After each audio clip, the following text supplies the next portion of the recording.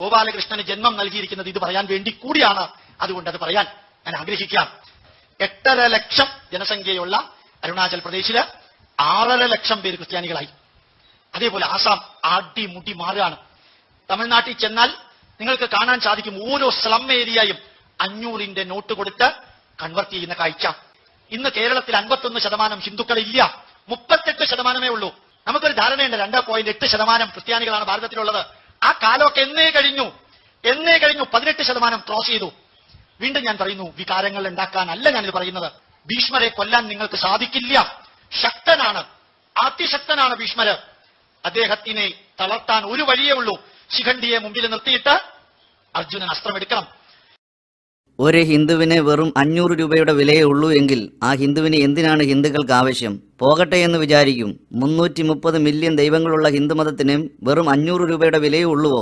500 രൂപ കൊടുത്തപ്പോൾ അവർ മതം മാറുന്നുവെങ്കിൽ 1000 രൂപ കൊടുത്ത് അവരെ തിരികെ ഹിന്ദുവാക്കും. വെറുതെ കെട്ടിച്ചമച്ച ഊഹാഭോഗങ്ങൾ പറയാതെ യാഥാർത്ഥ്യങ്ങൾ പറയൂ ശ്രീ ഗോപാലകൃഷ്ണൻ. എന്തിനെ ഇങ്ങനെ ഇല്ലാത്ത കള്ളം പറഞ്ഞ് മുന്നിലിരിക്കുന്നവരെ ആവേശം കൊള്ളിക്കുന്നു? അനവധി കൈകളും തലകളും മാരകമായ അനവധി ആയുധങ്ങളുമുള്ള 330 മില്യൺ ദൈവങ്ങൾക്ക് അവരെ വിട്ടുപോകുന്ന ഒരാളിനെ തടയുവാൻ എന്താ ശക്തിയില്ലയോ? ഒരു കാര്യം ചിന്തിക്കണം.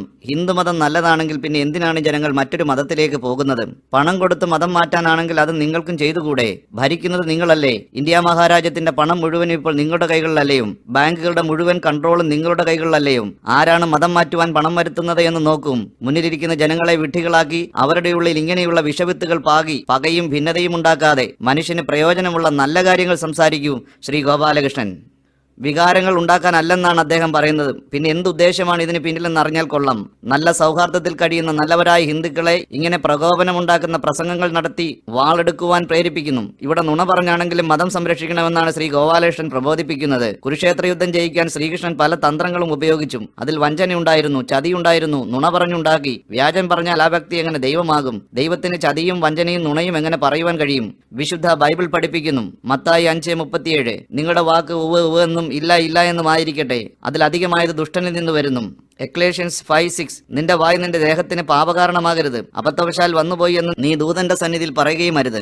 ജോൺ 8:44 ഫോഷ്ക് പറയുന്നവൻ നുണ പറയുന്നവൻ പിശാചിന്റെ സന്തതിയാണെന്ന്. എക്സോഡസ് 23:1 വ്യാജവർത്തമാനം നീ പറയരുത്. കൊലേഷ്യൻസ് 3:9 ഒരിക്കലും ഫോഷ്ക് നുണ പറയരുത്. റെവലേഷൻ 21:8 ഫോഷ്ക് പറയുന്നവർ നുണ പറയുന്നവർ തീയും ഗന്ധകവും കത്തുന്ന നരകത്തിൽ തള്ളപ്പെടും. നമ്പേഴ്സ് 23:9 വ്യാജം പറയുവാൻ ദൈവം മനുഷ്യനല്ല, അനുദപിക്കുവാൻ അവൻ മനുഷ്യപുത്രനുമല്ല. ഫസ്റ്റ് ശമൂവേൽ 15:29 നുണ പറഞ്ഞാൽ പിന്നെ ദൈവമല്ല. ശ്രീകൃഷ്ണൻ യുദ്ധം ജയിക്കുവാൻ വേണ്ടി ഉപായവും തന്ത്രവും നുണയും പറയിപ്പിക്കുന്നു. സങ്കീർത്തനങ്ങൾ 101:7 ഫോഷ്ക് പറയുന്നവന് ദൈവത്തിന്റെ മുമ്പിൽ നിൽക്കാൻ കഴിയുകയില്ല. സങ്കീർത്തനങ്ങൾ 34:13 മോക്ഷം പ്രാപിക്കുവാൻ ആഗ്രഹമുള്ളവൻ ദോഷം ചെയ്യാതെ നിന്റെ നാവിനെയും വ്യാജം പറയാതെ തന്റെ അധരത്തെയും കാത്തുകൊള്ളണമെന്ന് ബൈബിൾ പഠിപ്പിക്കുന്നു. സദൃശവാക്യം 12:22 വ്യാജമുള്ള നുണ പറയുന്ന നാവ് യഹോവയ്ക്ക് വെറുപ്പാണ്. ഖുർആനും 3 സന്ദർഭങ്ങളിൽ നുണ കള്ളം പറയാമെന്ന് പഠിപ്പിക്കുന്നു. ഭാര്യയോട് നുണ പറയാം, പ്രശ്നം പരിഹരിക്കുവാൻ കള്ളം പറയാം, യുദ്ധസമയത്ത് കള്ളം പറയാം. ബൈബിളിലെ സത്യങ്ങൾ പച്ചയ്ക്ക് വിളിച്ചു പറയണമെന്ന് ശ്രീ ഗോപാലകൃഷ്ണൻ പറയുന്നു. എന്താണ് ബൈബിളിലെ സത്യമെന്ന് ശ്രീ ഗോപാലകൃഷ്ണൻ മനസ്സിലാക്കിയിട്ടുണ്ടോ? ബൈബിളിന്റെ ആധികാരികമായ കാതലായ സന്ദേശം എന്താണെന്ന് താങ്കൾക്കറിയാമോ? ഇന്ന് ലോകത്തിൽ അല്പമെങ്കിലും സമാധാനമുള്ളത് എന്തുകൊണ്ടാണെന്ന് താങ്കൾക്കറിയാമോ? സകല മതങ്ങളും ശത്രുക്കളെ നിഷ്കരണം കൊല്ലണമെന്ന് പഠിപ്പിക്കുമ്പോൾ അവർ അങ്ങനെ തന്നെ ചെയ്യുകയും ചെയ്യുമ്പോൾ ഉലകത്തിൽ ഒരേ ഒരു പുസ്തകം ബൈബിൾ എന്ന വിശുദ്ധ ഗ്രന്ഥം മാത്രം ശത്രുക്കളെ സ്നേഹിപ്പീൻ എന്ന് പഠിപ്പിക്കുന്നു, ഉപദ്രവിക്കുന്നവർക്ക് വേണ്ടി പ്രാർത്ഥിപ്പീൻ എന്ന് പഠിപ്പിക്കുന്നു. ഇന്ന് ലോകത്തിൽ ഏറ്റവും കൂടുതൽ പീഡിപ്പിക്കപ്പെടുന്നത് ക്രിസ്ത്യാനികളാണ്. ക്രിസ്ത്യാനികളെ പീഡിപ്പിക്കുന്നതിൽ 13ാം സ്ഥാനമാണ് ഇന്ത്യക്കുള്ളത്. ഹിന്ദു തീവ്രവാദികൾ എന്ന് നാം കേട്ടിട്ടുണ്ട്, മുസ്ലിം തീവ്രവാദികൾ എന്ന് കേട്ടിട്ടുണ്ട്. എന്നാൽ ക്രിസ്ത്യൻ തീവ്രവാദി എന്ന് നിങ്ങൾ എപ്പോഴെങ്കിലും കേട്ടിട്ടുണ്ടോ? ഹിന്ദുക്കൾക്കും മുസ്ലിങ്ങൾക്കും എല്ലാ ക്രിസ്ത്യൻ രാജ്യങ്ങളിലും പൂർണ്ണ സ്വാതന്ത്ര്യമുണ്ട്. റോമിൽ ഉൾപ്പെടെ യൂറോപ്യൻ രാജ്യങ്ങളിൽ വെള്ളിയാഴ്ചകളിൽ പള്ളികളിൽ സ്ഥലം പോരായക കൊണ്ട് മിക്ക റോഡുകളും ബ്ലോക്ക് ചെയ്ത് മുസ്ലിങ്ങൾ പ്രാർത്ഥന നടത്തുന്നു. ആരും അവരെ ശല്യം ചെയ്യുന്നില്ല, ഒന്നും പറയുന്നുമില്ല. എന്നാൽ മുസ്ലിം രാജ്യങ്ങളിൽ ക്രിസ്ത്യാനികൾ പീഡിപ്പിക്കപ്പെടുന്നു. രഹസ്യമായി കുറച്ചുപേർ കൂടിയിരുന്ന് പ്രാർത്ഥിച്ചാൽ മതകാര്യ പോലീസ് അവരെ പിടികൂടി ജയിലിലടയ്ക്കുന്നു. പിന്നീട് ഒരിക്കലും തിരിച്ചു വരാൻ കഴിയാത്ത രീതിയിൽ ഡിപ്പോർട്ടേഷൻ സെന്റർ വഴി നാട് കടത്തുന്നു. ബൈബിൾ വലിച്ചു കീറുന്നു, അതിന്റെ മേൽ തുപ്പുന്നു, ബോട്ടിന്റെ അടിയിൽ ചവിട്ടിത്തേക്കുന്നു, വേസ്റ്റ് ബോക്സിൽ വലിച്ചെറിയുന്നു, പിടിച്ചെടുത്ത ബൈബിൾ ഒന്നിച്ചു കൂട്ടിയിട്ട് കത്തിക്കുന്നു. സിറിയയിലും ഇറാഖിലും പാകിസ്ഥാനിലും ഈജിപ്തിലും ഇന്തോനേഷ്യയിലുമെല്ലാം ഇസ്ലാമിക തീവ്രവാദികൾ ലക്ഷക്കണക്കിന് ക്രിസ്ത്യാനികളുടെ തലയറുത്തും സ്ത്രീകളെയും പെൺകുട്ടികളെയും ലൈംഗിക അടിമകളാക്കി അതിക്രൂരമായി പീഡിപ്പിച്ചു. കുഞ്ഞ് ആൺകുട്ടികളെ ഇരുമ്പഴികളിൽ പൂട്ടിയിട്ട് ജീവനോടെ കത്തിച്ചു. 19 വയസ്സുള്ള ഒരു ക്രിസ്ത്യൻ പെൺകുട്ടിയെ 20 ISI ഭീകരന്മാർ ചേർന്ന് ഇറാഖിലെ മെസൂളിലെ ക്രിസ്ത്യൻ ദേവാലയത്തിൽ വെച്ച് അതിക്രൂരമായി റേപ്പ് ചെയ്ത് കൊന്നിട്ട് ഒരു കുരിശ് ആ പെൺകുട്ടിയുടെ വായിൽ കുത്തിക്കയറ്റിയ ചിത്രം ലോകമനസാക്ഷിയെ ഞെട്ടിച്ചു. ആഫ്രിക്കയിലെ ആയിരക്കണക്കിന് ക്രിസ്ത്യാനികളെ ചുട്ടുകൊന്നു. 100 കണക്കിന് ക്രിസ്ത്യൻ പെൺകുട്ടികൾ പെൺകുട്ടികളെ തട്ടിക്കൊണ്ടുപോയി ലൈംഗിക അടിമകളാക്കി. സ്കൂളിൽ എക്സാം എഴുതിക്കൊണ്ടിരുന്ന 270 ക്രിസ്ത്യൻ പെൺകുട്ടികളെ ബൊക്കോ ഹറാം എന്ന ഇസ്ലാം ഭീകരന്മാർ തട്ടിക്കൊണ്ടുപോയത് നാം കേട്ടതാണ്. 13 വയസ്സ് മുതൽ 18 വയസ്സ് വരെ പ്രായമുള്ള കുട്ടികളെ തട്ടിക്കൊണ്ടുപോയി. രക്ഷപ്പെട്ട പെൺകുട്ടികൾ പറഞ്ഞത് അതിക്രൂരമായ പീഡനത്തിന്റെ കഥകൾ. ഒരു ദിവസം തന്നെ 14 പേർ മാറി മാറി പീഡിപ്പിച്ചു. വേദന കൊണ്ട് പിടഞ്ഞ് ബോധം നഷ്ടപ്പെടും. ബോധം വരുമ്പോൾ വീണ്ടും പീഡ. ഇന്ത്യയിലെ പല സംസ്ഥാനങ്ങളിൽ എത്രയോ സുവിശേഷകരെയാണ് ഹിന്ദു തീവ്രവാദികൾ കൊല്ലുകയും ഉപദ്രവിക്കുകയും ചെയ്യുന്നത്.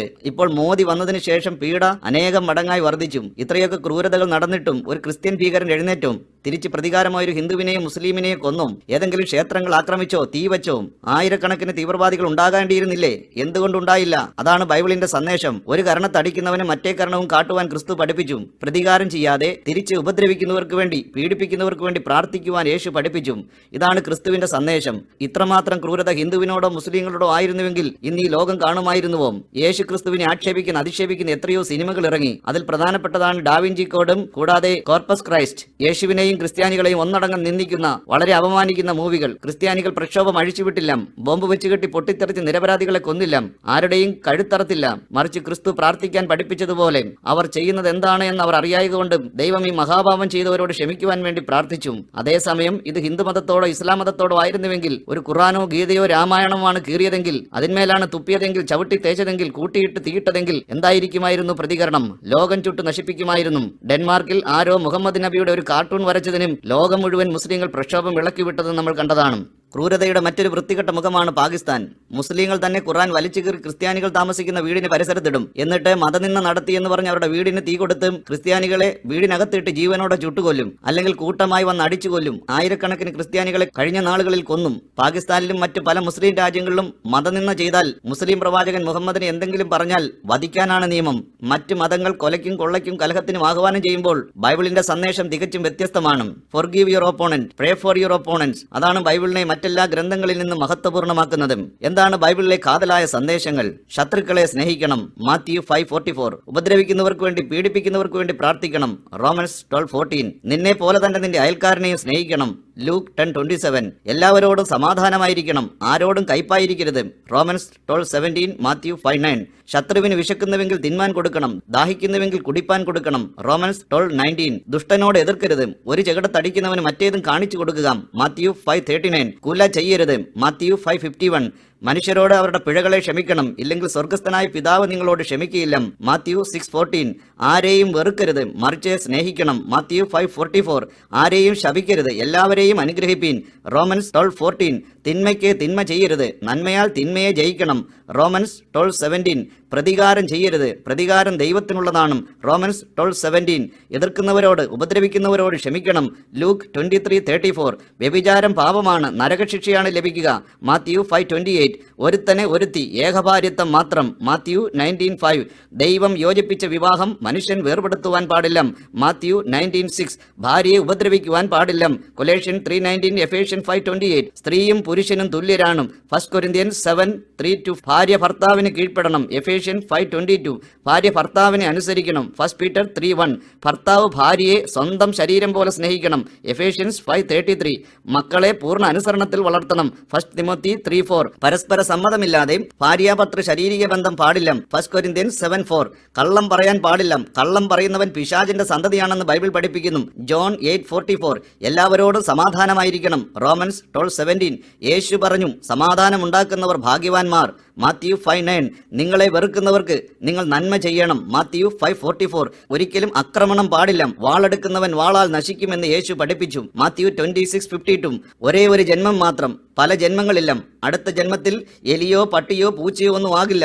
മനുഷ്യൻ മനുഷ്യനായി ജനിച്ച് ജീവിച്ച് മരിച്ച് മനുഷ്യന്റെ ആത്മാവ് ദൈവത്തിന്റെ മുമ്പാകെ ന്യായവിധിക്കായി നിൽക്കണം, ഹീബ്രു 9:27. ലൈംഗികത സ്വർഗത്തിലില്ല, മരിച്ചു കഴിഞ്ഞാൽ ദൈവദൂത തുല്യരാകുന്നു, മാത്യു 22:29. ദൈവം വെറുക്കുന്ന ഏറ്റവും വലിയ പാപമാണ് വിഗ്രഹാരാധന. അരൂപിയായ ആത്മാവാകുന്ന ദൈവത്തിന്റെ രൂപമുണ്ടാക്കി അതിനോട് പ്രാർത്ഥിക്കുന്നത് ദൈവം വെറുക്കുന്നു, എക്സോഡസ് 24, ജോൺ 4:24. ആരുടെയും ഒന്നും മോഷ്ടിക്കരുത്, മാർക്ക് 10:19. 270 പ്രാവശ്യം ദൈവം സ്നേഹവാനാണെന്ന് ബൈബിളിൽ രേഖപ്പെടുത്തിയിരിക്കുന്നു. ആവോളം എല്ലാവർക്കും നന്മ ചെയ്യണം, തിന്മ ചെയ്യുന്നവർക്കും കൂടെ, റോമൻസ് 12:17. കള്ളന്മാരും വ്യഭിചാരികളും ദൈവരാജ്യത്തിൽ കടക്കത്തില്ല, 1 കൊരിന്ത്യൻസ് 6:9. മദ്യപാനി ദൈവരാജ്യത്തിൽ കടക്കുകയില്ല, 1 കൊരിന്ത്യൻസ് 6:10, ഗലേഷ്യൻസ് 5:21. സമാധാനം ഉണ്ടാക്കുന്നവർ അവർ ദൈവത്തിന്റെ മക്കളെന്ന് വിളിക്കപ്പെടും, മാത്യു 5:9. ബൈബിൾ മുഴുവനും സ്നേഹത്തിന്റെയും സമാധാനത്തിന്റെയും സന്ദേശമാണ്. സ്നേഹിക്കാത്തവൻ ദൈവത്തെ കാണുകയില്ല എന്ന് ബൈബിൾ പഠിപ്പിക്കുന്നു. 1 ജോൺ 4:8. തമ്മിൽ സ്നേഹിക്കണമെന്ന പുതിയ കൽപ്പന ക്രിസ്തു നൽകുന്നു. ജോൺ 13:34. സമാധാനം എന്ന വാക്ക് 339 പ്രാവശ്യം ദൈവവചനത്തിൽ എഴുതിയിരിക്കുന്നു. പ്രതികാരം ചെയ്യരുത്, പ്രതികാരം ദൈവത്തിനുള്ളതാണ്. റോമൻസ് 12:17. ആരെങ്കിലും ഉപദ്രവിച്ചാൽ മറ്റൊന്നിലേക്ക് ഓടിപ്പോകുവിനെന്ന് ഉപദേശിച്ചു. മാത്യു 10:23. യേശു പറഞ്ഞു, ആത്മാവിൽ ദരിദ്രരായവർ ഭാഗ്യവാന്മാർ, സ്വർഗരാജ്യം അവർക്കുള്ളത്. മാത്യു 5:3. ദുഃഖിക്കുന്നവർ ഭാഗ്യവാന്മാർ, അവർക്ക് ആശ്വാസം ലഭിക്കും. മാത്യു 5:4. സൗമ്യതയുള്ളവർ ഭാഗ്യവാന്മാർ, അവർ ഭൂമിയെ കൈവശമാക്കും. മാത്യു 5:5. നീതിക്ക് വിശന്ന് ദാഹിക്കുന്നവർ ഭാഗ്യവാന്മാർ, അവർക്ക് തൃപ്തി വരും. മാത്യു 5:6. കരുണയുള്ളവർ ഭാഗ്യവാന്മാർ, അവർക്ക് കരുണ ലഭിക്കും. മാത്യു 5:7. ഹൃദയശുദ്ധിയുള്ളവർ ഭാഗ്യവാന്മാർ, അവർ ദൈവത്തെ കാണും. മാത്യു 5:8. സമാധാനം ഉണ്ടാക്കുന്നവർ ഭാഗ്യവാന്മാർ, അവർ ദൈവത്തിന്റെ പുത്രന്മാരെന്ന് വിളിക്കപ്പെടും. മാത്യു 5:9. നീതി നിമിത്തം ഉപദ്രവിക്കപ്പെടുന്നവർ ഭാഗ്യവാന്മാർ, സ്വർഗരാജ്യം അവർക്കുള്ളത്. മാത്യു 5:10. എന്റെ നിമിത്തം നിങ്ങളെ പഴിക്കുകയും ഉപദ്രവിക്കുകയും നിങ്ങളെ കൊണ്ട് എല്ലാ തിന്മയും കളവായി പറയുകയും ചെയ്യുമ്പോൾ നിങ്ങൾ ഭാഗ്യവാന്മാർ. മാത്യു 5:11. അന്ധകാരം കൊണ്ട് മൂടിയ ഈ ലോകത്തിൽ നിങ്ങൾ വെളിച്ചമായി ശോഭിക്കണമെന്ന് യേശു പറഞ്ഞു. മാത്യു 5:14. അപ്പനെയും അമ്മയെയും ബഹുമാനിക്കണം. മാത്യു 15:4. സഹോദരനെ പകയ്ക്കുന്നവൻ ഇരുട്ടിൽ വസിക്കുന്നു. ഇങ്ങനെ അനവധി അനുഗ്രഹിക്കപ്പെട്ട സന്ദേശങ്ങളാണ് ബൈബിൾ നൽകുന്നത്. 1 ജോൺ 2:11. ബൈബിൾ വെറും ഒരു പേപ്പർ കഷ്ണമാണ്. ഇവിടെ യേശു പറഞ്ഞതിന്റെ സന്ദർഭവും സാഹചര്യവും മനസ്സിലാക്കാതെ അതിന്റെ മുൻപിലും പിമ്പിലും എന്താണെന്ന് പഠിക്കാതെ ബൈബിൾ വിരോധികൾ ആരോ എഴുതി എവിടെ നിന്നോ കിട്ടിയ ഒരു പേപ്പർ കഷ്ണം വായിച്ചിട്ടും ഇതാണ് ബൈബിൾ, ഇതാണ് യേശുവിന്റെ ഉപദേശം എന്നൊക്കെ പറയാൻ താങ്കൾക്ക് എങ്ങനെ കഴിയുന്നു? താങ്കൾ ഒരു പ്രാവശ്യമെങ്കിലും ബൈബിൾ വായിച്ചിരുന്നുവെങ്കിൽ ഇങ്ങനെയുള്ള വിഡ്ഢിത്തം വിളിച്ച് പറയില്ലായിരുന്നു. പുതിയ നിയമത്തിലെ ആദ്യത്തെ 10 അധ്യായങ്ങളെങ്കിലും ശ്രീ ഗോപാലകൃഷ്ണൻ വായിച്ചിരുന്നുവെങ്കിൽ ഇങ്ങനെ പറയില്ലായിരുന്നു. ഇന്ന് ലോകത്തിൽ സമാധാനമുണ്ടെങ്കിൽ ബൈബിൾ എന്ന ഏക പുസ്തകത്തിന്റെ ശക്തിയാണ്. ബൈബിളിന്റെ മുഖ്യ സന്ദേശം സമാധാനമാണ്. യേശുക്രിസ്തു സമാധാനം ഉണ്ടാക്കുവാനാണ് ഭൂമിയിൽ വന്നത്. യേശുക്രിസ്തു ആഹ്വാനം കൊടുത്തും സമാധാനം ഉണ്ടാക്കുന്നവർ ഭാഗ്യവാന്മാർ, അവർ ദൈവത്തിന്റെ മക്കളെന്ന് വിളിക്കപ്പെടുമെന്നും. യേശുക്രിസ്തു അനവധി സ്ത്രീകളെ വിവാഹം കഴിപ്പാനല്ല വന്നത്, സാമ്രാജ്യം സ്ഥാപിക്കാനല്ല വന്നത്, യുദ്ധം ചെയ്യാനല്ല വന്നത്, മതം സ്ഥാപിക്കാനല്ല വന്നത്. മതമെന്നൊരു വാക്ക് ബൈബിളിലില്ല. മനുഷ്യനെന്നും ദൈവമെന്നും മാതൃജനത്തിനു വേണ്ടി സ്വർഗം വെടിഞ്ഞ് ഈ താണഭൂമിയിൽ മനുഷ്യനായി അവതരിച്ച ദൈവപുത്രനാണ് യേശുക്രിസ്തു. അന്ധന് കാഴ്ച കൊടുത്ത്, ചെകിടന് കേൾവി കൊടുത്ത്, ഊമന് സംസാരശേഷി കൊടുത്ത്, കുഷ്ഠരോഗികളെ സൗഖ്യമാക്കി, കൊടുങ്കാറ്റിനെയും തിരമാലയെയും ശാസിച്ചും കടൽ ശാന്തമാക്കി, കടലിന്റെ മീതെ നടന്നു. 5 അപ്പം 5000 പേർക്ക് വാഴ്ത്തി വിളമ്പി, 7 അപ്പം 4000 പേർക്ക് വാഴ്ത്തി വിളമ്പി, മരിച്ചവരെ ഉയർത്തെഴുന്നേൽപ്പിച്ചു, അനേകം അത്ഭുതങ്ങൾ ചെയ്തു. തന്റെ നിയോഗകാലത്തിന്റെ അവസാനം സകല മനുഷ്യവർഗത്തിന്റെയും പാപത്തിന് പരിഹാരമായി സ്വയം ബലിയായി യാഗമായി തീർന്നു. നാം മരിക്കേണ്ടുന്ന സ്ഥാനത്ത് നമ്മുടെ മരണം യേശു ഏറ്റെടുത്ത് നമുക്ക് വേണ്ടി മരിച്ചു. നാം മരിച്ചു നരകത്തിൽ പോകേണ്ടുന്ന സ്ഥാനത്ത് യേശു നമ്മുടെ നരകശിക്ഷകൾ മുഴുവനും ഏറ്റെടുത്ത് മരിച്ചു. യേശു എന്ന വാക്കിന്റെ അർത്ഥം തന്നെ പാപത്തിൽ നിന്ന് രക്ഷിക്കുന്നവൻ, പാപവിമോചകൻ എന്നാണ്. അവസാന തുള്ളി രക്തവും മനുഷ്യവർഗത്തിന്റെ പാപത്തിന്റെ മോചനത്തിനായി ഒഴുക്കി മരിച്ച് അടക്കപ്പെട്ടു 3-ാം നാൾ മരണത്തിൽ നിന്ന് ഉയർത്തെഴുന്നേറ്റും. 500 ശിഷ്യന്മാരുടെ നടുവിൽ ഒലിവ് മലയിൽ നിന്നും സ്വർഗാരോഹണം ചെയ്തു. ഇന്ന് യേശു ജീവിക്കുന്ന ദൈവമായി സ്വർഗത്തിൽ വാഴുന്നു. ഹിന്ദുമതം മുഴുവനും സങ്കല്പങ്ങളാണ്, ഐതിഹ്യങ്ങളാണ്, യാഥാർത്ഥ്യങ്ങളൊന്നും തന്നെയില്ല. എന്നാൽ ബൈബിൾ മുഴുവനും ചരിത്രമാണ്. മത്തായി 10:34 യേശു പറഞ്ഞു, സമാധാനമല്ല വാളത്രേ ഞാൻ വരുത്തുവാൻ വന്നതും, മനുഷ്യരുടെ വീട്ടുകാർ തന്നെ അവന്റെ ശത്രുക്കളാകും. എന്താണ് യേശു ഇങ്ങനെ പറഞ്ഞതിന്റെ അർത്ഥം? ഹിന്ദുക്കളും മുസ്ലിങ്ങളും ബൈബിൾ വിരോധികളും ഈ വചനം ആയുധമായി എടുത്തുകൊണ്ട് യുദ്ധം ചെയ്യുന്നു. എന്നാൽ എന്താണ് യേശു ഈ ഭാഗത്തിൽ നിന്ന് അർത്ഥമാക്കുന്നത്? മത്തായി 10:34 ഒരുവൻ സത്യദൈവമായ യേശുക്രിസ്തുവിൽ വിശ്വസിക്കുമ്പോൾ സാത്താൻ അവന്റെ ശത്രുവായി മാറുകയാണ്. ദൈവപുത്രനായ യേശുക്രിസ്തുവിൽ വിശ്വസിക്കാത്ത സകല മനുഷ്യരും പിശാചിന്റെ അധീനതയിലാണ്. ദൈവവും പിശാചും എപ്പോഴും ശത്രുതയിലാണല്ലോ. അതുപോലെ യഥാർത്ഥമായി യേശുക്രിസ്തുവിൽ വിശ്വസിക്കുന്ന ഒരു വ്യക്തിയെ വെറുപ്പോടെ, ശത്രുതയോടെയാണ് ലോകം കാണുന്നത്. മത്തായി 10:22 യേശു പറഞ്ഞു, എന്റെ നാമം നിമിത്തം എല്ലാവരും നിങ്ങളെ പകയ്ക്കും, എന്നാൽ അവസാനത്തോളം സഹിച്ചു നിൽക്കുന്നവനോ രക്ഷിക്കപ്പെടും.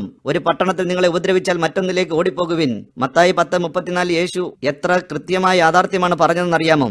ഒരു കുടുംബത്തിൽ ഒരാൾ യേശുക്രിസ്തുവിൽ വിശ്വസിച്ച് രക്ഷിക്കപ്പെട്ടാൽ ആ കുടുംബത്തിലുള്ള എല്ലാവരും ആ വ്യക്തിക്ക് എതിരായി തീരും. മദ്യപിച്ചോ വ്യഭിചാരം ചെയ്തോ സമൂഹത്തിൽ കൊള്ളരുതാത്തവനായി ജീവിച്ചാൽ ആർക്കും ഒരു പ്രശ്നവുമില്ല.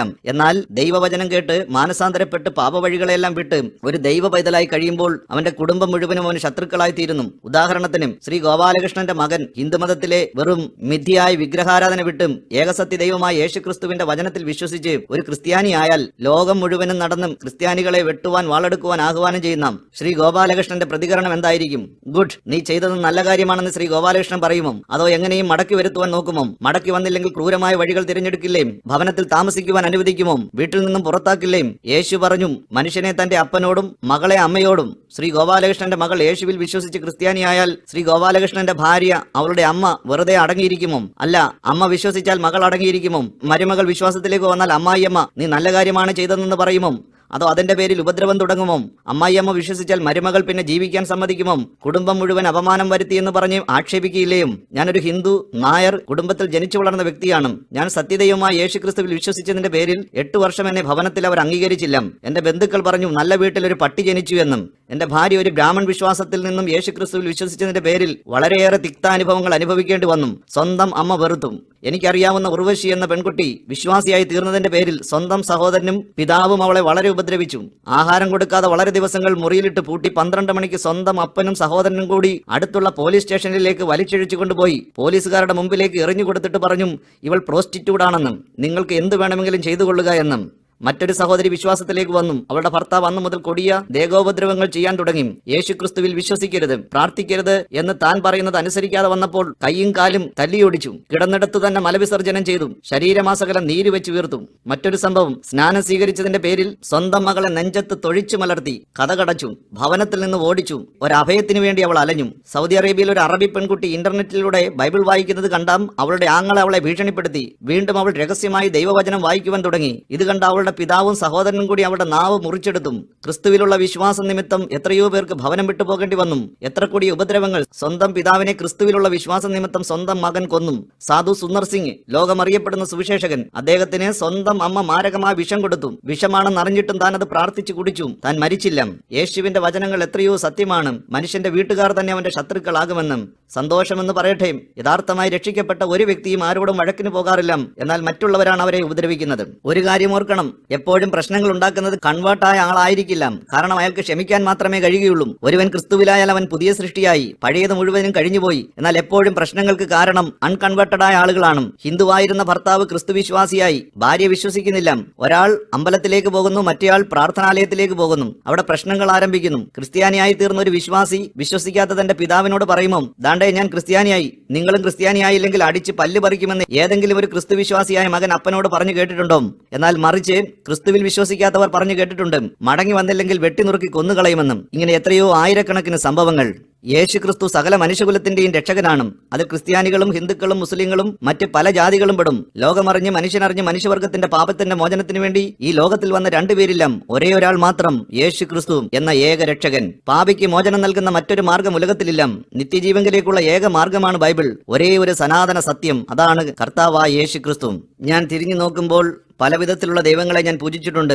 അതിൽ ആൺ ദൈവങ്ങൾ, പെൺ ദൈവങ്ങൾ, ഒരു കണ്ണുള്ള ദൈവം, 2 കണ്ണുള്ള ദൈവങ്ങൾ, 3 കണ്ണുള്ള ദൈവം, 2 കൈയും 4 കൈയും 10 കൈയുമുള്ള ദൈവങ്ങൾ, 1 തലയുള്ള ദൈവങ്ങൾ, 3 തലയുള്ള ദൈവം, 4 തലയുള്ള ദൈവം, 10 തലയും 20 കൈയുമുള്ള ദൈവം, 1 തലയും 10 കൈയുമുള്ള ദൈവം, വസ്ത്രധാരികൾ, വിവസ്ത്രധാരികൾ, രക്തം കുടിക്കുന്ന, മദ്യം കഴിക്കുന്ന, പാൽപ്പായസം, അട, മലർ, പഴം എന്നിവയിൽ പ്രസാദിക്കുന്ന ദൈവങ്ങൾ, വിവാഹിതരായ ദൈവങ്ങൾ, 1 ഭാര്യയുള്ള, 2 ഭാര്യമാരുള്ള, 3 ഭാര്യമാരുള്ള, 4 ഭാര്യമാരുള്ള, പിന്നെ എണ്ണിയാലൊടുങ്ങാത്ത ഭാര്യമാരുള്ള ദൈവങ്ങളെ പൂജിച്ചു. വിവാഹം കഴിക്കാത്ത, വിവാഹം കഴിക്കാനിരിക്കുന്ന ദൈവം, ഭീകരരൂപികളായ ദൈവങ്ങൾ തുടങ്ങി അനവധി. എല്ലാവരും ലിംഗം മറച്ചു നടക്കുമ്പോൾ ഞാൻ ഭഗവാന്റെ ലിംഗത്തെ പൂജിച്ചു. പാമ്പുകളെ ആരാധിച്ചു. നാഗരാജാവും നാഗയക്ഷിയും ഇതിൽപ്പെടും. കാളമഹാദേവനെ, പശുദേവതയെ എന്ന് വേണ്ട പലരും പറയും. പല രൂപത്തിലും പല ഭാവത്തിലും പല പേരിലും അറിയപ്പെടുന്നെങ്കിലും ഒരേ ഒരു ശക്തിയേ ഉള്ളൂ എന്നും ഒരു ദൈവമേ ഉള്ളൂ എന്നും. എന്നാൽ ഇതെങ്ങനെ അംഗീകരിക്കും? കാരണം രക്തം ചോദിക്കുന്ന ദൈവങ്ങൾ, മദ്യം ചോദിക്കുന്ന ദൈവങ്ങൾ ദൈവങ്ങളാണും. എല്ലാം ഒന്നാണെങ്കിൽ പല സ്വഭാവം പാടില്ലല്ലോ. കോഴി രക്തം, ആട്ടുരക്തം, മൃഗരക്തം ഇവ കൊണ്ടൊന്നും ആർക്കും മോചനം ലഭിക്കില്ല എന്ന് യാഥാർത്ഥ്യം തിരിച്ചറിഞ്ഞു. രക്തം ചോദിക്കുന്ന വ്യക്തി, മദ്യം ചോദിക്കുന്ന വ്യക്തി ദൈവമോ? ദൈവം രക്തം കുടിക്കുമോ? ഇതൊക്കെ ലോകത്തിലെ രണ്ടാമത്തെ ശക്തിക്കാണ് ആവശ്യം. ഈ ലോകത്തിൽ 2 ശക്തികളുണ്ട്. ഒന്ന് ദൈവശക്തി, 2 പൈശാചിക ശക്തി. സകല ദേവന്മാരും ദേവിമാരും ഗുരുക്കന്മാരും മതസ്ഥാപകന്മാരെല്ലാം ആയുധങ്ങളുമായി വന്നു. ആയുധമില്ലാതെ ഈ ഭൂമിയിൽ വന്ന ഒരേ ഒരാൾ യേശുക്രിസ്തുവാണ്. യേശു പറഞ്ഞു, വാൾ ഉറയിലിടുക, വാളെടുക്കുന്നവൻ വാളാൽ നശിക്കുമെന്നും. ശ്രീകൃഷ്ണൻ മനുഷ്യകുലത്തിന് മാതൃകയാണ്. 10 അവതാരങ്ങൾ വന്നു. എന്തിനു വന്നു എന്ന് ചോദിച്ചാൽ ദുഷ്ടനെ നിഗ്രഹിച്ച് ശിഷ്ടനെ രക്ഷിപ്പാൻ. ദൈവവചനമായ ബൈബിൾ പറയുന്നു, നീതിമാൻ ഒരുത്തൻ പോലുമില്ല, എല്ലാവരും പാപം ചെയ്ത് ദൈവ തേജസ് ഇല്ലാത്തവരായി ദൈവത്തിൽ നിന്ന് അകന്നുപോയി. പാപം ചെയ്തിട്ടില്ലാത്ത ഒരു മനുഷ്യൻ പോലും ഭൂമിയിലില്ല. മറ്റുള്ള ദൈവങ്ങളെ പോലെയോ മതസ്ഥാപകന്മാരെ പോലെയോ യേശുക്രിസ്തു അനവധി സ്ത്രീകളെ വിവാഹം കഴിപ്പാൻ സാമ്രാജ്യം സ്ഥാപിക്കാനോ യുദ്ധം ചെയ്യുവാനോ മതം സ്ഥാപിക്കുവാനോ അല്ല യേശു വന്നത്. യേശുക്രിസ്തുവിന്റെ സന്ദേശം തന്നെ സ്നേഹമാണ്. സമാധാനം സ്ഥാപിക്കാനാണ് യേശു വന്നത്. ക്രിസ്ത്യൻ മിഷണറിമാർ ഇന്ത്യയിൽ വന്നും എത്ര ദുരാചാരങ്ങൾ ഇല്ലാതാക്കി. ഇന്ത്യയിലെ ജനങ്ങളെ സംസ്കാര സമ്പന്നരാക്കി. സ്വാമി വിവേകാനന്ദന്റെയും മഹാത്മാഗാന്ധിയുടെയും ഡോക്ടർ എസ് രാധാകൃഷ്ണന്റെയും ചില കുറിപ്പുകൾ ഞാനിവിടെ പറയുകയാണ്. നസ്രേനായ യേശുക്രിസ്തു ജീവിച്ച കാലത്ത് ഞാൻ പാലസ്തീനിൽ ഉണ്ടായിരുന്നുവെങ്കിൽ എന്റെ കണ്ണുനീര് കൊണ്ടല്ല, മറിച്ച് എന്റെ ഹൃദയത്തിലെ ചോര കൊണ്ട് ഞാൻ അദ്ദേഹത്തിന്റെ കാൽ കഴുകുമായിരുന്നു എന്നും സ്വാമി വിവേകാനന്ദന്റെ വാക്കുകൾ. Swami Vivekananda ജ്ഞാനദീപം part 1 page 123 129. സ്വാമി വിവേകാനന്ദൻ വീണ്ടും പറഞ്ഞു, ക്രിസ്ത്യൻ പ്രീച്ചേഴ്സിനെയും മിഷണറിമാരെയും ഇന്ത്യക്ക് അത്യാവശ്യമായും ആവശ്യമാണ്. അവർ നൂറായും ആയിരമായും വരട്ടെ. യേശുക്രിസ്തുവിന്റെ ചരിത്രവും വിശുദ്ധ ജീവിതത്തെക്കുറിച്ച് ഞങ്ങളെ പഠിപ്പിക്കട്ടെ. യേശുക്രിസ്തുവിന്റെ ആത്മീക സന്ദേശങ്ങൾ ഞങ്ങളുടെ സമൂഹത്തിന്റെ ഹൃദയങ്ങളിൽ ആഴത്തിൽ പതിയട്ടെ. ഇന്ത്യയിലെ ഓരോ മുക്കിലും മൂലയിലും യേശുവിനെ പ്രസംഗിക്കട്ടെ. Swami Vivekanandam, Jnanadeepam, publication 1963, part 1, page 123, page 128 to 129. നിങ്ങൾക്ക് മോക്ഷം അഥവാ രക്ഷ വേണമെങ്കിൽ യേശുവിനെ അനുഗമിക്കും. നിങ്ങളുടെ ഭാവനയിൽ കാണുവാൻ കഴിയുന്ന ഏത് ദൈവത്തെക്കാളും ഏറ്റവും ഉന്നതമായ ദൈവമാണ് യേശുക്രിസ്തു. സ്വാമി വിവേകാനന്ദം, ജ്ഞാനദീപം, പാർട്ട് 7, പേജ് 294. ഡോക്ടർ രാധാകൃഷ്ണന്റെ വാക്കുകൾ, എന്റെ അറിവനുസരിച്ച് ഗുരു എന്ന പേരിനായി ഒരേ ഒരാളിനെ ഞാൻ കാണുന്നുള്ളൂ. അത് മറ്റാരുമല്ല, നസറായനായ യേശുക്രിസ്തു മാത്രം. മഹാത്മാഗാന്ധിയുടെ വാക്കുകൾ, പാപം ചെയ്യാത്ത മനുഷ്യൻ തന്റെ ജീവൻ ബലിയായി യാഗമായിട്ട് അർപ്പിച്ചു. മറ്റുള്ളവരുടെ മാത്രം സമൃദ്ധിക്ക് വേണ്ടിയല്ല, തന്റെ ശത്രുക്കൾക്കും കൂടെ. അവൻ ലോകം മുഴുവനുമുള്ള മനുഷ്യവർഗത്തിന്റെ വീണ്ടെടുപ്പിന് ഒരു ഉപകരണമായി തീർന്നു. അത് മറ്റാരുമല്ല, യേശുക്രിസ്തു മാത്രം. പറഞ്ഞിരിക്കുന്നത് MK ഗാന്ധി. ഈ മഹാന്മാരെല്ലാം നന്നായി ബൈബിൾ വായിച്ചിട്ടാണ് അവർ പ്രതികരിച്ചത്. അല്ലാതെ ശ്രീ ഗോപാലകൃഷ്ണനെ പോലെ ഒരറിവുമില്ലാതെയല്ല അവർ സംസാരിച്ചത്. ബൈബിളിലെ യഹോവ പ്രതികാരം ചെയ്യുന്നു എന്ന് പറയുന്നു. നിശ്ചയമായും ദൈവം തന്റെ ദാസന്മാരോട് ചെയ്ത ക്രൂരതകൾക്ക് പ്രതികാരം ചെയ്യാതെ ഇരിക്കത്തില്ല. വെളിപ്പാട് 6:9 മുതൽ 11. വിശുദ്ധന്മാരുടെ രക്തത്തിന് ദൈവം പ്രതികാരം ചെയ്യും. ഇന്ത്യൻ പീനൽ കോഡ് അനുസരിച്ച് ചെറുതോ വലുതോ ആയാം ഓരോ തെറ്റിനും കോടതി ശിക്ഷ വിധിക്കുന്നുവെങ്കിൽ നിശ്ചയമായും അനീതിയും അധർമ്മവും ചെയ്തവർക്ക് സ്വർഗത്തിലെ ദൈവം ശിക്ഷ വിധിക്കുക തന്നെ ചെയ്യും. ഇറാഖിലും സിറിയയിലും ഈജിപ്തിലും പാകിസ്ഥാൻ മുതലായ മുസ്ലിം രാജ്യങ്ങളിൽ ഇസ്ലാമിക് സ്റ്റേറ്റ് ഭീകരന്മാർ നിഷ്കരണം കൊന്നൊടുക്കിയ നിരപരാധികൾക്ക് വേണ്ടി ദൈവം പ്രതികാരം ചെയ്യും. ഇന്ത്യയിൽ ഹിന്ദു ഫെനാറ്റിക് എത്രയോ ക്രിസ്ത്യാനികളെ നിഷ്കരണം കൊന്നൊടുക്കി. 2008 കണ്ടമാൽ, ഒറീസയിൽ ബജരംഗ് ദൾ RSS പ്രവർത്തകർ സംഹാരതാണ്ഡവമാടി. 1500 പാവപ്പെട്ട ക്രിസ്ത്യൻ വിശ്വാസികളെ വാളുകൊണ്ട് വെട്ടിയും കൈകാലുകൾ കെട്ടി തീയിലിട്ട് ചുട്ടുകൊന്നും. 2 പേർ ചേർന്ന് ഒരാളിനെ ബന്ധിച്ച് പാറക്കല്ലുകൾ കൊണ്ട് തലയ്ക്കടിച്ചു കൊന്നും. സ്ത്രീകളെയും കൊച്ചു പെൺകുട്ടികളെയും പിച്ചി ചീന്തി കൂട്ട ബലാത്സംഗം ചെയ്തും. ഭർത്താവിന്റെ കൺമുമ്പിലിട്ട് സ്വന്തം ഭാര്യയെയും മകളെയും കാബാലികർ ബലാത്സംഗം ചെയ്തും. 600 വില്ലേജുകളിൽ കലാപം അഴിച്ചുവിട്ടും. 730 വീടുകൾ അഗ്നിക്കിരയാക്കി. 95 ചർച്ചുകൾ കത്തിച്ച് ചാരമാക്കി. 15,000 പേർ ജീവനം കൊണ്ട് പലായനം ചെയ്തും. മാസങ്ങൾ വനങ്ങളിൽ ഒളിച്ചിരുന്നു. മറിച്ച് പ്രതികാരമായി ഏതെങ്കിലും ഹിന്ദുവിന്റെ ക്ഷേത്രം തകർത്തുവോ? തകർത്തിരുന്നുവെങ്കിൽ എന്തായിരിക്കും സംഭവിക്കുക? എന്നാൽ കലാപം കൊണ്ട് ക്രിസ്തുമാർഗത്തെ തകർക്കാം എന്ന് നോക്കിയവർക്ക് തെറ്റുപറ്റി. ഇപ്പോൾ ഏറ്റവും കൂടുതൽ സഭാ വളർച്ചയുള്ളത്, ഏറ്റവും കൂടുതൽ പീഡ നടന്ന കണ്ടമാലിലാണ്. ആരാധനാലയങ്ങളുടെ ഉള്ളിൽ ഇരിക്കുവാൻ സ്ഥലമില്ലാതെ വണ്ണം ജനങ്ങൾ വെളിയിൽ നിറഞ്ഞു കവിഞ്ഞ് ചൂടുവെയിലത്ത് നിന്ന് സത്യദൈവത്തെ ആരാധിക്കുന്നു. എവിടെ ക്രിസ്ത്യാനികൾ പീഡിപ്പിക്കപ്പെട്ടിട്ടുണ്ടോ അവിടെയെല്ലാം ആയിരക്കണക്കിന് ആൾക്കാർ വിശ്വാസത്തിലേക്ക് വന്നിട്ടുണ്ട്. കേരളത്തിൽ ക്രിസ്ത്യാനികളെ പീഡിപ്പിക്കുവാൻ ശ്രീ ഗോപാലകൃഷ്ണനും ശ്രീമതി ശശികലയും ആഹ്വാനം ചെയ്താൽ ഹിന്ദുക്കൾ നാമാവിശേഷമായി പോകും. ക്രിസ്തുവിശ്വാസികൾ ദിനം പ്രതി പെരുകും. പീഡിപ്പിക്കുന്ന പീഡ കണ്ട് ഹിന്ദുക്കളും മറ്റ് ജാതിക്കാരും ക്രിസ്തുവിൽ വിശ്വസിക്കും. ക്രിസ്തുമാർഗം പിറന്നു വീണത് ഏറ്റവും നീചനായ നീറോയുടെ സമയത്താണ്. നീറോ ദുഷ്ടന്മാരിൽ അതിദുഷ്ടനും ക്രൂരന്മാരിൽ അതിക്രൂരനുമായിരുന്നു. സ്വന്തം ഭാര്യയുടെ കഴുത്ത് ഞെരിച്ചു കൊല്ലുമ്പോൾ ഭാര്യയുടെ വായിലോടൊഴുകിയ ചോര കണ്ട് അട്ടഹസിച്ചവനാണ് നീറോ. സ്വന്തം അമ്മയ്ക്ക് വിഷം കൊടുത്ത് പിടഞ്ഞു മരിക്കുന്ന അമ്മയെ നോക്കി ചിരിച്ച മഹാദുഷ്ടനായിരുന്നു നീറോ ചക്രവർത്തി. ക്രിസ്ത്യാനികളെ കൊന്നൊടുക്കുന്നതായിരുന്നു തന്റെ ഇഷ്ടവിനോദം. The most notorious murder of Christians, a savage madman.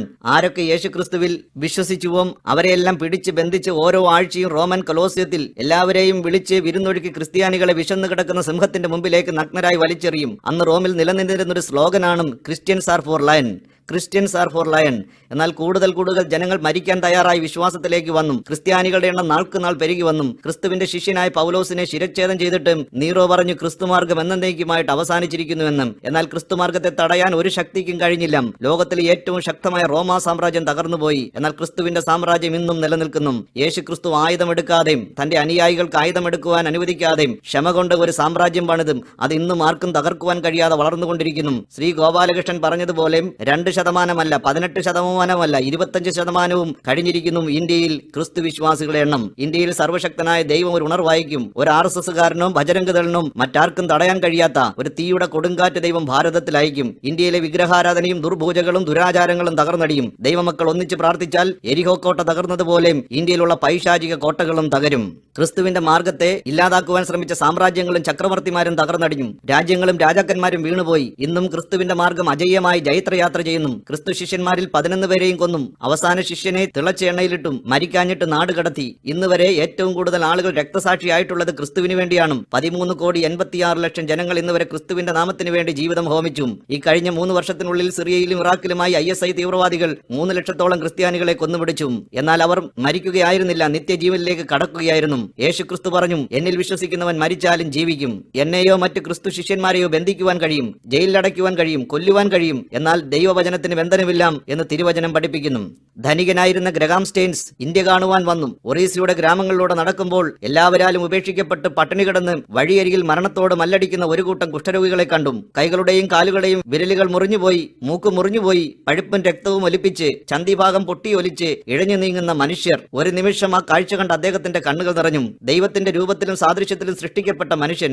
ഒരുവൻ കുഷ്ഠരോഗിയായാൽ സ്വന്തം വീട്ടുകാർ തന്നെ അവനെ ആ ഗ്രാമത്തിൽ നിന്ന് പുറത്താക്കും. ആ വ്യക്തി മരിച്ചുപോയതിന് തുല്യമാണ്. ഒരു കുഴിയുണ്ടാക്കി അവൻ ഉപയോഗിച്ചുകൊണ്ടിരുന്ന സാധനങ്ങളെല്ലാം ആ കുഴിയിലിട്ട് കത്തിച്ചിട്ട് കുഴി മൂടും. ജീവിച്ചിരിക്കുമ്പോൾ തന്നെ അവന്റെ ദഹനം വീട്ടുകാർ നടത്തും. പിന്നെ ഒരിക്കലും ആ ഭവനത്തിലേക്ക് പ്രവേശനമില്ല.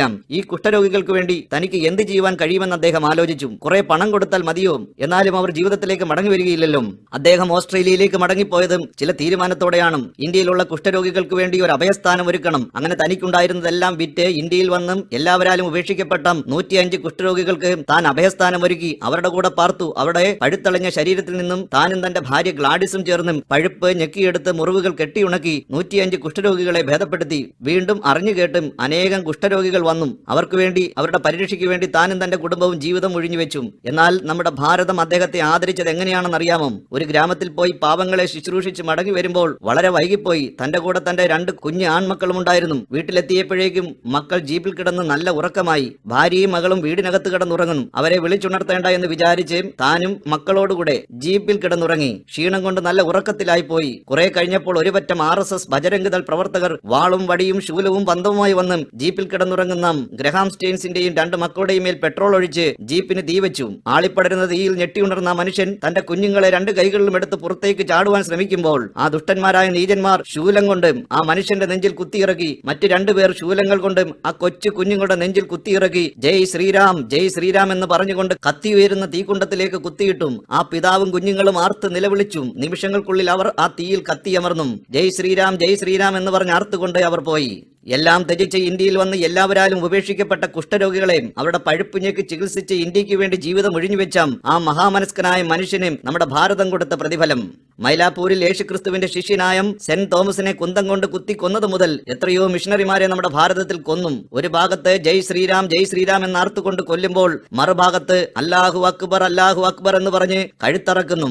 രണ്ടും തമ്മിൽ എന്താണ് വ്യത്യാസം? ഏതെങ്കിലും ഒരു ക്രിസ്ത്യാനി യേശുക്രിസ്തുവിനെ ജയ് വിളിച്ച് ഏതെങ്കിലും മുസൽമാന്റെയോ ഹിന്ദുവിന്റെയോ കഴുത്തറത്തിട്ടുണ്ടോ? ശൂലം കൊണ്ട് കുത്തിക്കൊന്നിട്ടുണ്ടോ? ബോംബ് വെച്ചുകെട്ടി പൊട്ടിത്തെറിച്ച് നിരപരാധികളെ കൊന്നിട്ടുണ്ടോ? ബസിനോ സ്ഥാപനങ്ങൾക്കോ തീവച്ച് പ്രതിഷേധിച്ചിട്ടുണ്ടോ? ഈ വിവരക്കേട് വിളിച്ചു പറയുന്ന മതമെന്ന മാരകമായ വിഷം പാവങ്ങളായ മനുഷ്യരിൽ കുത്തി നിറയ്ക്കുന്ന ശ്രീ ഗോപാലകൃഷ്ണനും ശശികലയും ഏതെങ്കിലും ഒരു കുഷ്ഠരോഗിയെ ശുശ്രൂഷിച്ചിട്ടുണ്ടോ? ഏതെങ്കിലും ഒരു ആതുര സേവ ചെയ്തിട്ടുണ്ടോ? വളരെ സമർത്ഥമായി ശ്രീ ഗോപാലകൃഷ്ണൻ ദൈവവചനത്തെ തെറ്റായി പറയുന്നു. അദ്ദേഹം പറഞ്ഞത്, യേശു പറഞ്ഞു, നിങ്ങൾ മനസ്സിൽ സർപ്പത്തിന്റെ വിഷവും ശരീരം മാടപ്രാവിന്റെ നിഷ്കളങ്കതയുമായിരിക്കണമെന്നും. എത്ര നന്നായിട്ടാണ് ശ്രീ ഗോപാലകൃഷ്ണൻ ദൈവവചനത്തെ തിരുത്തി ദുർവാഖ്യാനം ചെയ്യുന്നത്. ദയവായി എല്ലാവരും ബൈബിളിൽ ഈ വചനമൊന്ന് വായിക്കുക. മത്തായി 10:16 ചെന്നായ്ക്കളുടെ നടുവിൽ ആടിനെ പോലെ ഞാൻ നിങ്ങളെ അയക്കുന്നു. ആകയാൽ പാമ്പിനെ പോലെ ബുദ്ധിയുള്ളവരും പ്രാവിനെ പോലെ കളങ്കമില്ലാത്തവരുമായിരിപ്പീൻ. എന്നാൽ ഗോപാലകൃഷ്ണൻ പറയുന്നത് എന്താണ്? മനസ്സിൽ സർപ്പത്തിന്റെ വിഷവും കൊണ്ട് പോകുവാൻ യേശു പഠിപ്പിച്ചു എന്നും. മക്കളെ, ഇത് കർത്താവിന്റെ വചനമാണെന്ന് പറഞ്ഞ് യഥാർത്ഥ ദൈവവചനത്തെ തിരുത്തി പറഞ്ഞ് ജനങ്ങളെ വഞ്ചിക്കുന്നതിന്റെ ഉദ്ദേശം മനസ്സിലാകുന്നില്ല. യേശു പറഞ്ഞു പാമ്പിനെ പോലെ ബുദ്ധിയുള്ളവരായിരിക്കണമെന്നും. എന്താണ് പാമ്പിന്റെ ബുദ്ധി? ഇഴജന്തുക്കളിൽ ഏറ്റവും ബുദ്ധിയുള്ളതാണ് പാമ്പ്. പാമ്പിനെ ചെവി കേൾക്കില്ല, എന്നാൽ 50 മീറ്റർ ദൂരെയുള്ള ചലനങ്ങൾ പോലും അത് ഗ്രഹിക്കും. അത്രയ്ക്ക് ഡിസൈനിങ് പവറാണ്. പക്ഷികളിൽ ഏറ്റവും നിഷ്കളങ്കമായതാണ് പ്രാവ്. മാലിന്യത്തിൽ ഇരിക്കില്ല, അശുദ്ധമായത് ഭക്ഷിക്കില്ല, മറ്റു പക്ഷികളെ ഉപദ്രവിക്കില്ല. യേശു പറഞ്ഞു, നിങ്ങളും പ്രാവിനെ പോലെ നിഷ്കളങ്ക ഹൃദയമുള്ളവരുമായിരിപ്പിൻ, അതുപോലെ പാമ്പിനെ പോലെ ജാഗ്രതയുമുള്ളവരായിരിപ്പിൻ എന്ന്. അല്ലാതെ ശ്രീ ഗോപാലകൃഷ്ണൻ പറയുന്നത് പോലെ മനസ്സിൽ സർപ്പത്തിന്റെ വിഷം കൊണ്ട് നടപ്പാൻ യേശു പറഞ്ഞില്ല. താൻ പറഞ്ഞത് തെറ്റാണ്, ദുർവ്യാഖ്യാനമാണ് ചെയ്തതെന്ന് ശ്രീ ഗോപാലകൃഷ്ണൻ സമ്മതിക്കുമോ? താൻ പറയുന്നത് തെറ്റാണെങ്കിൽ ഏത് പാപഭാരവും വഹിക്കാൻ തയ്യാറാണെന്ന് താങ്കൾ പറഞ്ഞുവല്ലോ. തെറ്റ് പഠിച്ച് തെറ്റ് പഠിപ്പിക്കുന്നു. ശരിക്ക് ബൈബിൾ പഠിക്കാതെ എവിടെ നിന്നെങ്കിലും കിട്ടിയ ഒരു പേപ്പർ കഷ്ണം കൊണ്ടുവന്ന് വായിച്ചാൽ ഒന്നുമറിയാത്ത ജനങ്ങളെ കളിപ്പിക്കുകയല്ലേ? ഇത് വഞ്ചനയല്ലേ? അബദ്ധങ്ങൾ വിളിച്ച് പറയാതെ ഇരിക്കൂ ശ്രീ ഗോപാലകൃഷ്ണൻ. ഫ്രീ ആയിട്ട് ഒരു പേപ്പർ കഷ്ണം വായിക്കാൻ പറയാതെ കഴിയുമെങ്കിൽ പണം കൊടുത്ത് ഓരോ ബൈബിൾ വാങ്ങി സകല ഹിന്ദുക്കൾക്കും കൊടുക്കുക. അവർ ബൈബിൾ വായിക്കട്ടെ, അതിലെ സത്യങ്ങൾ അവർ ഗ്രഹിക്കട്ടെ.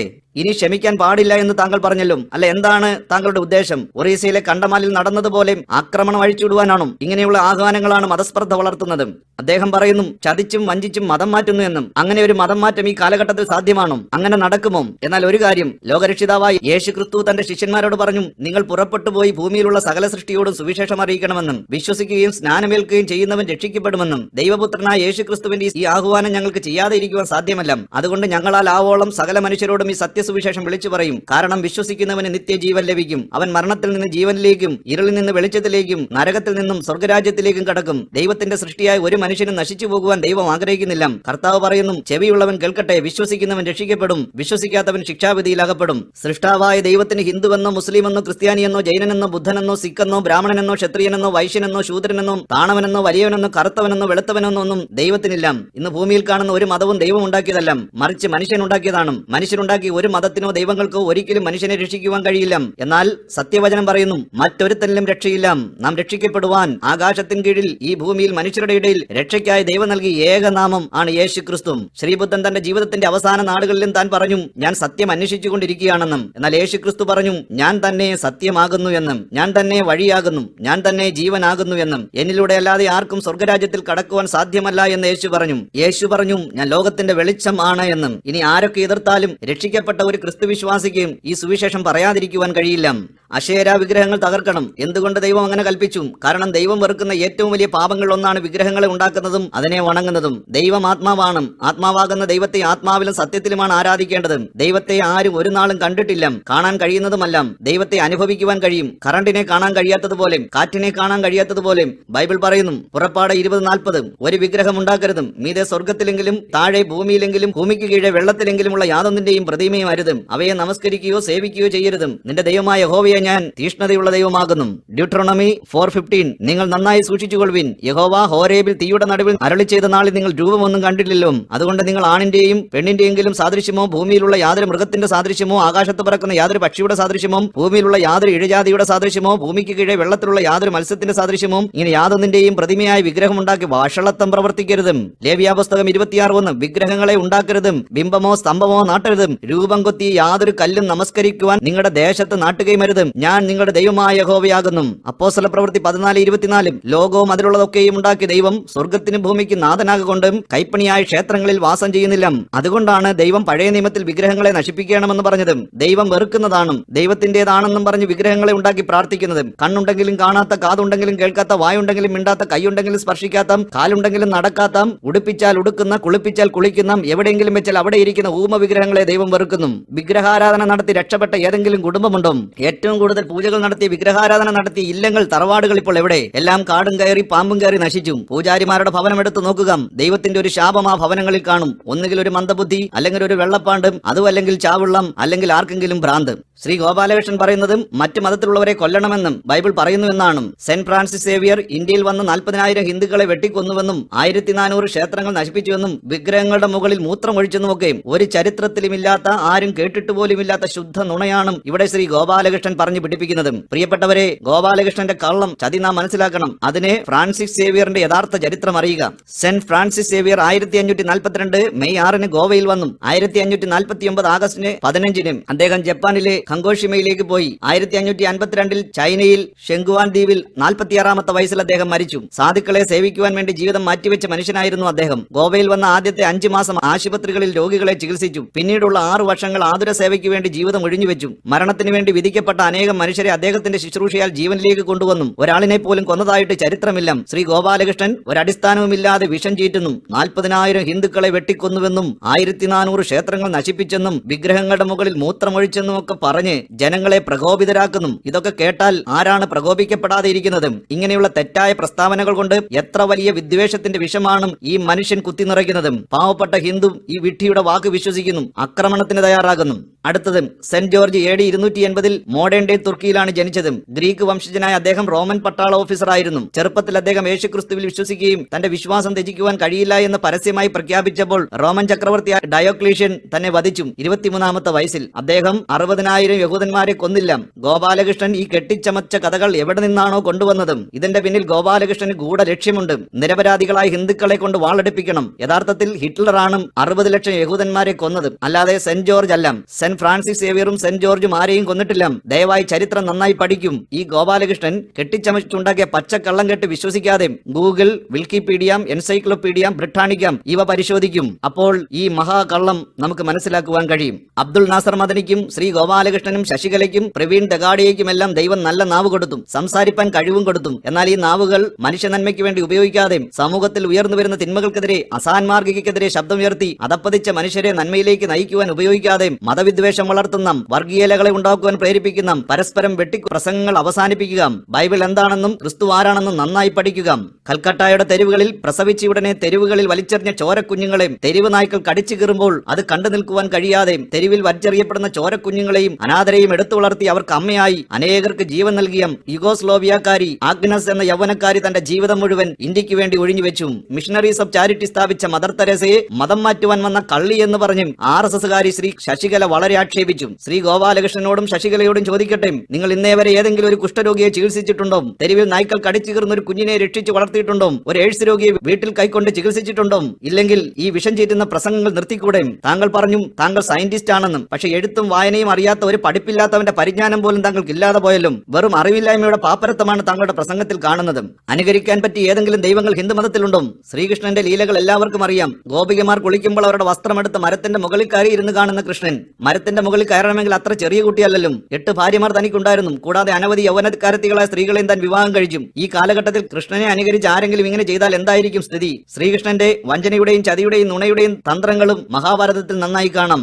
ശ്രീരാമൻ പൂർണ്ണ ഗർഭിണിയായ പതിവൃതയായ തന്റെ ഭാര്യ സീതയെ ഒരു അലക്കുകാരൻ പറഞ്ഞ വാക്ക് നിമിത്തം കൊടുംവനത്തിൽ കൊണ്ടുപോയി മാറ് വിളർന്നും വയറ്റിലുള്ള കുഞ്ഞുങ്ങൾ സമേതം കൊന്നുകളയുവാൻ കൽപ്പന കൊടുക്കുന്ന ശ്രീരാമൻ എത്ര നീചനായ മനുഷ്യനും ചെയ്യാത്ത ദുഷ്ടത! ശ്രീരാമൻ ദൈവമായിരുന്നെങ്കിൽ സീതയുടെ പാതിവൃത്യത്തെ എന്തുകൊണ്ട് മനസ്സിലാക്കുവാൻ കഴിഞ്ഞില്ല? ശ്രീരാമനെ അനുകരിച്ച് ആരെങ്കിലും എന്തെങ്കിലും പറഞ്ഞാൽ ഉപേക്ഷിക്കാനുള്ളതേ ഉള്ളോ ഭാര്യ?